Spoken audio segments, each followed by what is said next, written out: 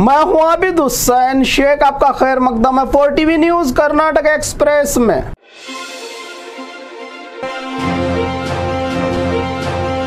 सरकारी विभागों के रिश्वतखोर अधिकारियों पर लोकायुक्त की रेड। तनख्वाह से ज्यादा कमाई, जायदाद, सोना चांदी, नोटों के गट्टों को देखकर लोकायुक्त अधिकारी हुए खुद हैरान। घर है या नोटों का खजाना, मिलने वाली तनख्वाह के ऊपर की कमाई से ये ऐशो आराम, इंपोर्टेड कारें, बंगले और जमीनों के साथ सोना चांदी रुपया।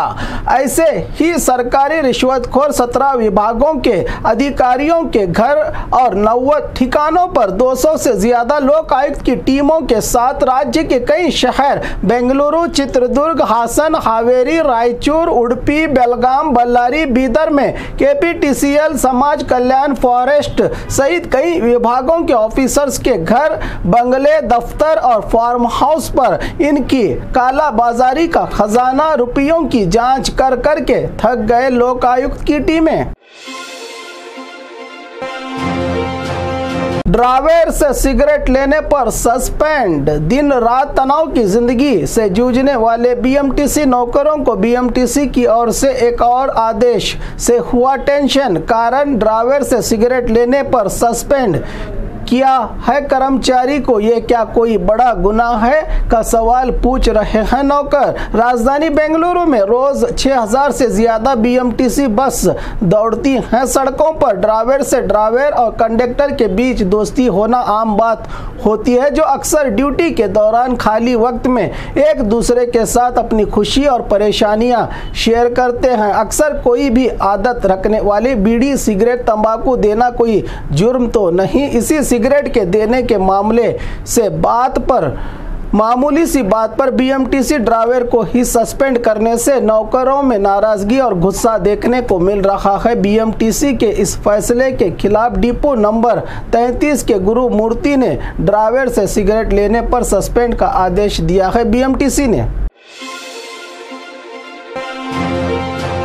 बिना बस के बस स्टैंड, हजारों यात्रियों का इंतजार। ये कोई कुंभ का मेला नहीं, मंडिया का बस स्टैंड है, जहां यात्री अपनी अपनी मंजिल को जाने के लिए बस के इंतजार में खड़े हैं। घंटों बाद एक बस आने पर बस में चढ़ने के लिए लोगों का संघर्ष। एक बस में भला कितने लोग सवार हो सकते हैं? बस स्टैंड तो बड़ा है पर बस ही नहीं। मंडिया के बस स्टैंड में लोगों की भीड़ इतनी मानो कोई कुंभ का मेला लगा हो यहाँ पर।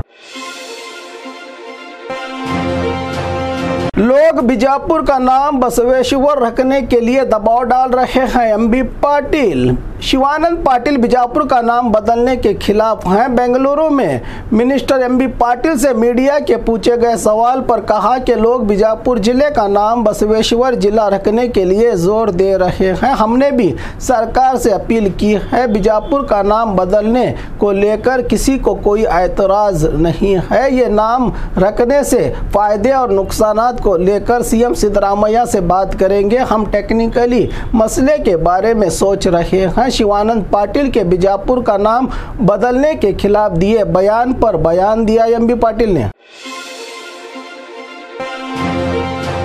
कर्नाटक से बदला ले रहे हो, जवाब दो मोदी। कांग्रेस का अभियान। IT रेड में 100 करोड़ रुपया मिलने के बाद कलेक्शन कमीशन मास्टर। CM की आवाज ठंडी हो गई है बीजेपी की। जब ऑपरेशन कांग्रेस का खेल खेला कांग्रेस ने, कांग्रेस में अंदरूनी लड़ाई होने के बाद भी हम साथ साथ हैं कहते हुए कांग्रेस अब बीजेपी और केंद्र सरकार के खिलाफ कर्नाटक में बीजेपी चुनाव के हार का बदला लेने के लिए फंड नहीं दे रही है मोदी सरकार। जबकि 23 विभागों से केंद्र की योजनाओं का मिलना वाला रुपया ही रिलीज नहीं किया गया मोदी सरकार की ओर से, जिसके चलते 45,000 करोड़ का नुकसान हुआ है राज्य सरकार को। मोदी सरकार से फंड ना देना कर्नाटक के साथ नाइंसाफी है का आरोप लगाते हुए जवाब दो मोदी का मिशन अभियान शुरू किया है बीजेपी को काउंटर करने के लिए कांग्रेस ने। घर घर ताला लगाकर गांव के गांव खाली।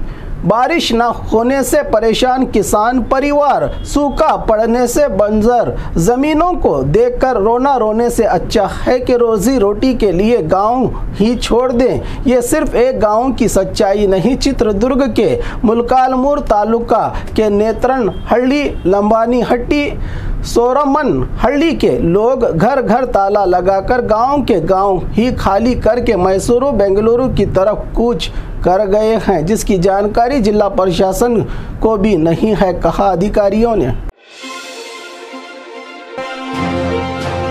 केरल बम धमाकों के बाद राज्य में हाई अलर्ट। केरल के कोच्चि में क्रिश्चियन बिरादरी के कन्वेंशन सेंटर में कल जोरदार धमाका हुआ है, जिसमें एक की मौत, 36 लोग घायल होने के बाद राज्य सरकार के गृह मंत्री जी परमेश्वर ने उडुपी में बयान देते हुए कहा कि राज्य के सभी जिला एसपी और पुलिस कमिश्नर्स को यह हिदायत दी गई है कि हालात पर कड़ी नजर रखें, साहिली और सरहदी इलाकों में कड़ी निगरानी और चौकसी बरतने का काम हो रहा है।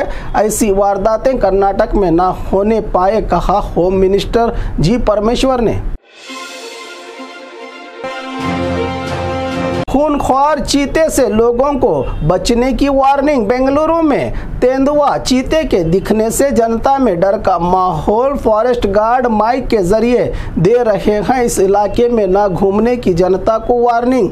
चीता होसूर रोड के कडोलू गेट के पास घूम रहा है। ऐसे ही बेंगलुरु के संगसंद्रा बोम्मनहल्ली कडोलू अपार्टमेंट में भी चीते को घूमने के नज़ारे सीसीटीवी में कैद हुए हैं। अब जनता ही सोचे कि वो कितनी सुरक्षित है, जबकि पकड़े जाने तक जनता को होशियार रहने की चेतावनी दे रहे हैं फॉरेस्ट गार्ड।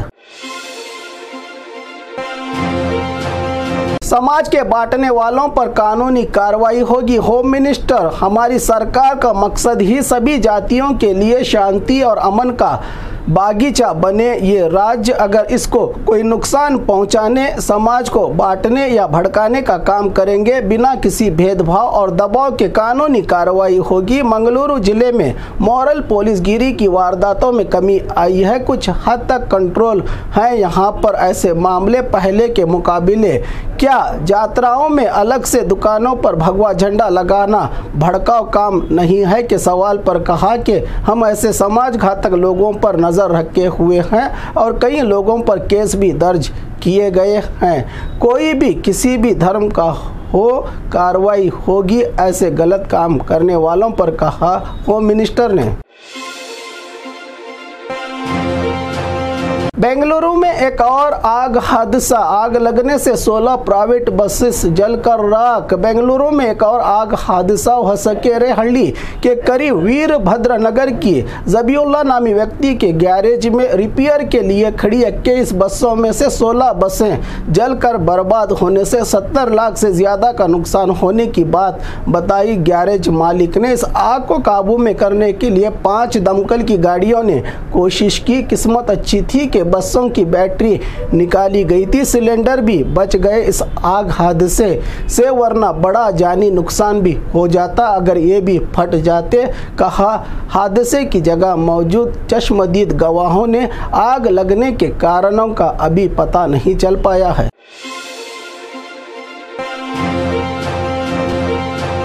और खबरों के लिए देखते रहिए 4 टीवी न्यूज़ कर्नाटक एक्सप्रेस।